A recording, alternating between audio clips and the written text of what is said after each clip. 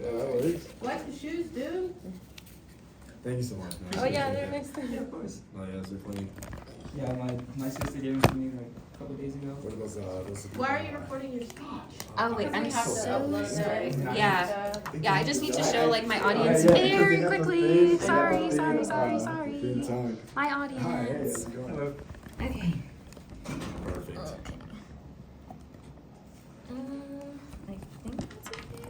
No, it's not fun. No? Right, like that. Okay. Do we think that's fine? I think. Here, you want me I to think take that'll care be of that? fine. Okay, perfect.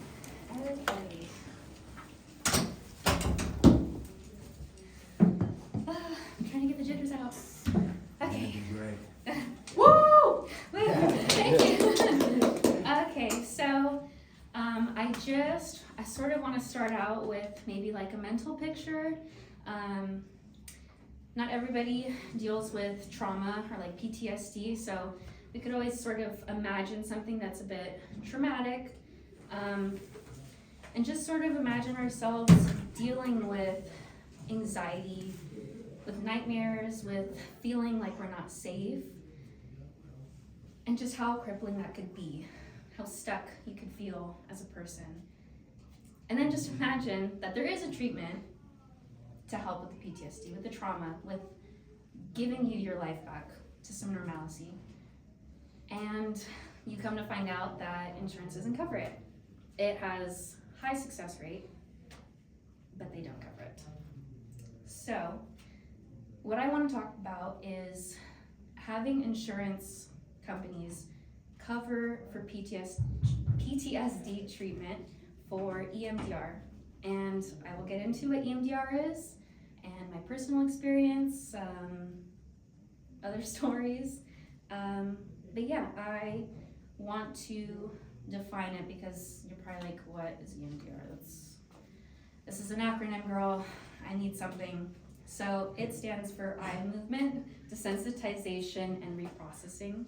So essentially, what the American Psychological Association defines it as is we're using bilateral stimulation to revisit these awful memories, and we're sorting them, which again feels very vague, but I could essentially demonstrate it. We could follow a finger, and we're very focused on the back and forth movement, which is the bilateral stimulation. But while we're following a finger or tapping, we're revisiting a memory that's so traumatic. But instead of being triggered or being back at a place that is so traumatizing, we don't know how to control those feelings. So EMDR, you're with a specialist, you're in a safe room, you're guided through all of it. You can essentially pour out your feelings and all these sorts of traumas in a really healthy way, rather than coping through substances or avoiding or isolating yourself or energy drinks. Right. Yeah, there's so many different vices that we use for trauma and we don't even realize it. Most of the time because we don't have access to mental,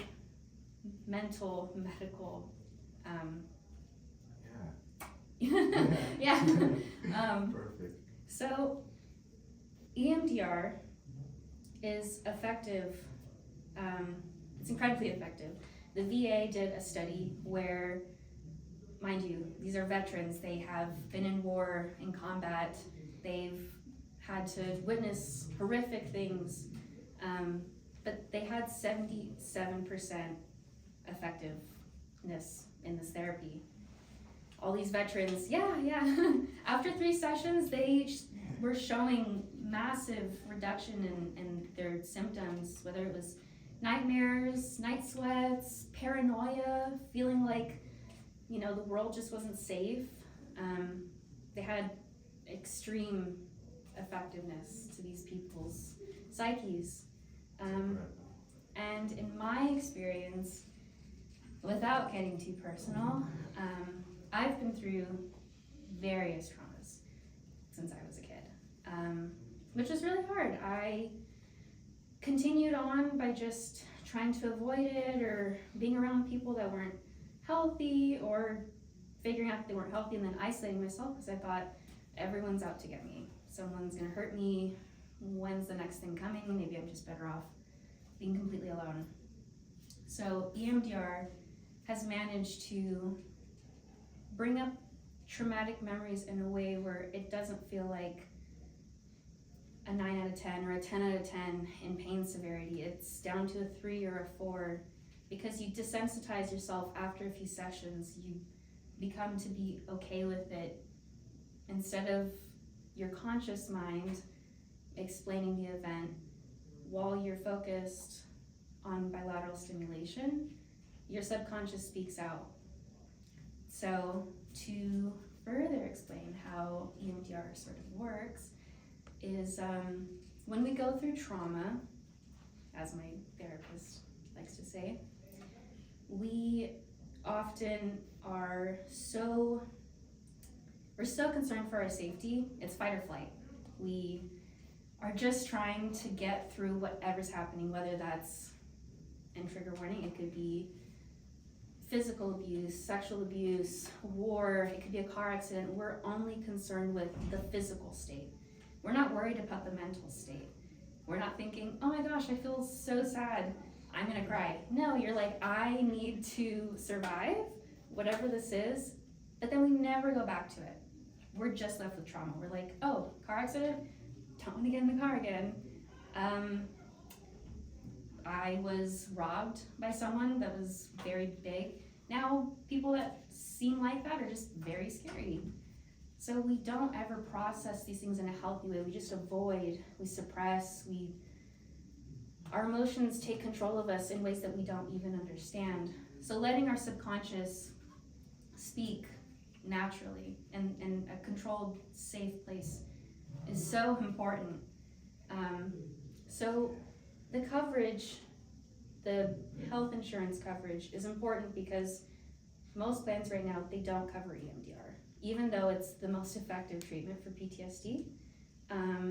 Because according to the embodied wellness therapy, most people face high deductibles, and if it's putting food on the table versus a couple $100s worth of therapy, you're probably gonna have to put food on the table. You might have kids, you might have family, you might not even be from here.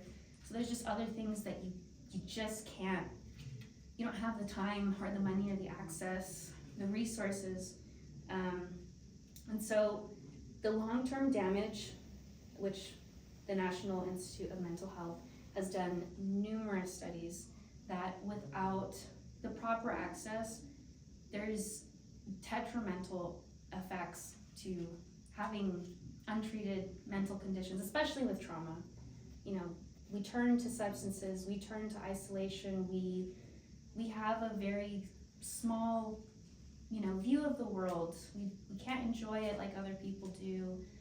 It's very closed in. There's other people that think that EMDR is not mainstream enough.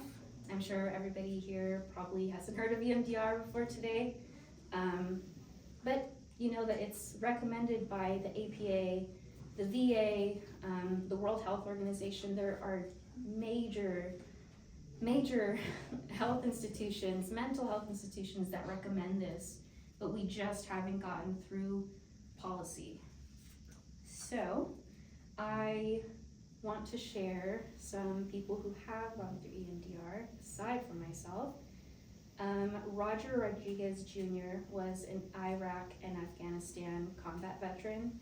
You can imagine the amount of pain that he felt to come home and his friends, his comrades never came home. He struggled with nightmares, he isolated himself, he had angry outbursts. He felt trapped, and he went through EMDR fully, and for the most part, he's felt like he's managed to accept those parts of his life and that he can continue to move forward without guilt or shame. Or there's Chris.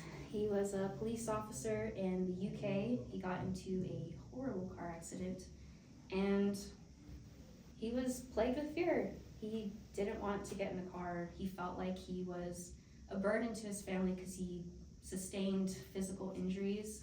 And so that was very hard for him to accept.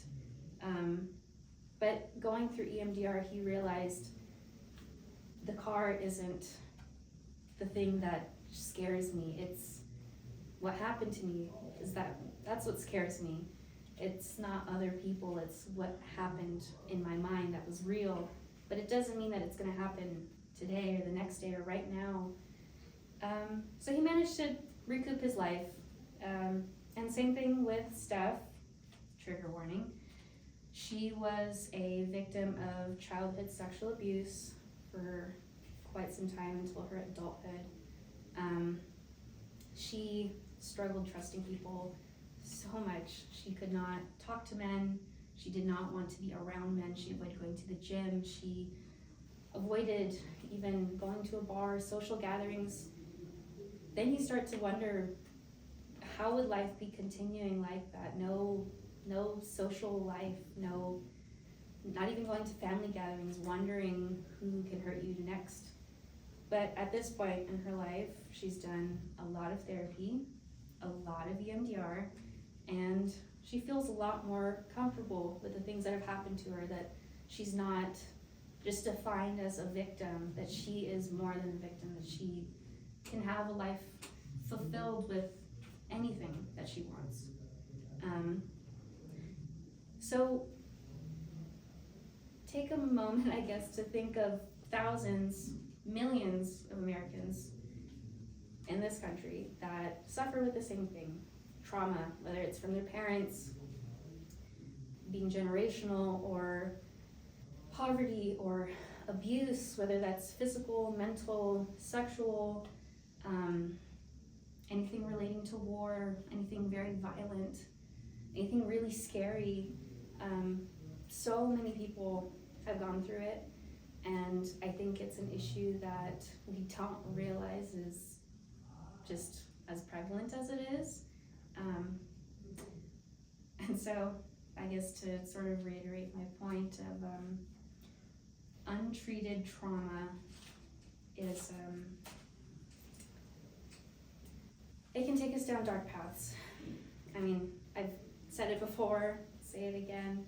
There's substance abuse, there's losing your job, losing friends, losing family, nightmares. I mean, you're even more prone to illnesses. Or you may get suicidal thoughts because you're wondering, why does life have to feel like I'm suffering? Or even suicide. So, in my closing, I would love if everyone could take take what I've said today and just understand the importance of mandatory coverage for this kind of treatment. It's life-saving treatment. You don't know whose life you could save. Even if you don't have trauma, even if you don't need EMDR, how that could help someone else stay alive, love their life again instead of being scared, to support policies for mental health coverage just in general, because I mean, even if you don't have trauma, you most likely know someone that does. And in closing, I just want to say that trauma may be in parts of your life or the beginning, but it doesn't have to be your entire story. Life can be beautiful, and EMDR can be a promise that doesn't have to just be back to normal, that you can actually have more gratitude towards your life. You can be more empathetic to other people. You can enjoy things, feel more whole and connected. And so yeah, that's it. And then I just have to do